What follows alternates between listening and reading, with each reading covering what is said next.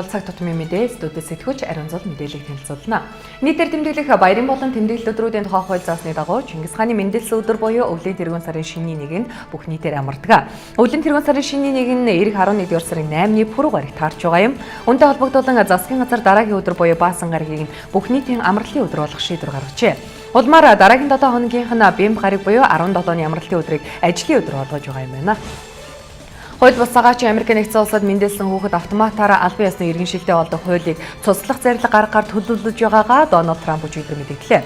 Аксиосиатад өгсөн түүний ярилцлагад энэ тухай өгүүлсэн байна. Трамп өөрийнх нь улсад төрсэн хүүхэд бүр иргэншил авдаг энэхүү хуулийг хатуу шөмжиж цуцлуулахын тулд өөрөөсөө хамаарах бүхнийг хийнэжээ. Гэвч түүний шийдвэр хэрэгжихийн тулд хууль эргэцэн хүнд сорилтуудтай тулгарна гэж мэргэжилтнүүд үзэж байна. Тус улсын үндсэн хуулийн 14-р нэмэлтэд Америк нэгдсэн улсын газар нутагт мэндэлсэн хүн бүр нэгдсэн улсын иргэн тооцогдно гэж хатуу заасан байдаг.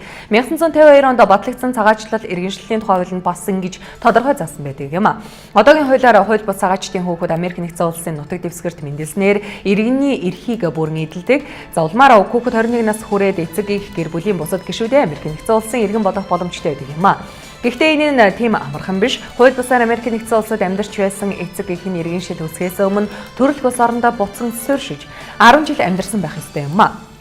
За Pew Research Center байгууллагын судалгаанд өгүүлснээр 2014 оны байдлаар 4 сая хууль бус цагаач Америк нэгдсэн улсад төрсэн хүүхдтэйгээ зөв амьдарч байгаа юм гинэ.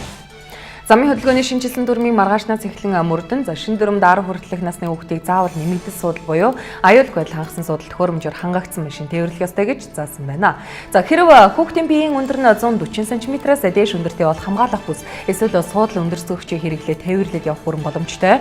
Замын хөдөлгөөний шинжилсэн дүрмд тусгагдсанаар хамгаалтын судал нь олон улсын ISO стандартын шаардлагыг хангасан байх ёстой.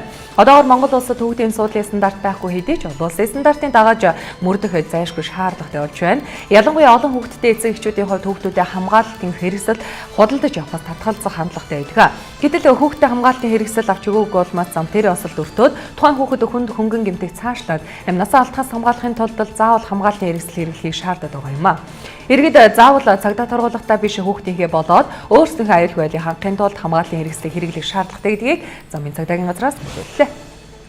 Монгол улсын засгийн газрын хуралдаанаар 5 толгой ордоос гашуун сухбат бомб төрөл 250 км хүн даацсан автозамыг концессор барих тогтоолыг гаргасан байна. Автозамыг хувийн хэмжлийн хөрөнгөөр 2.5 жилийн хугацааны дотор барьж дуусгаад төрд шилжүүл өгөх ёстой.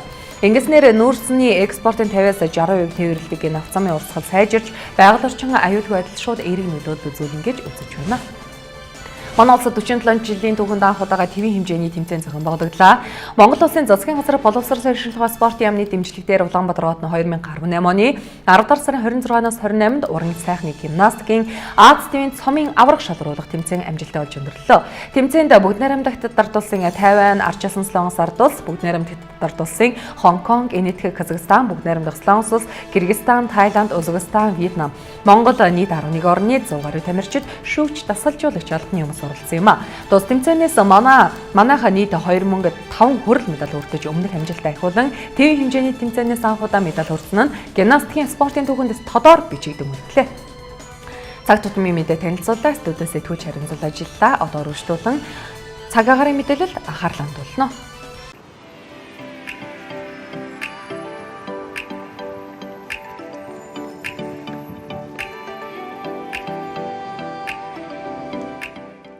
Цаг агарын мэдээтэй хамтран ажиллагч Төрийн банк эрсдэлгүй ирээдүйн баталгаа.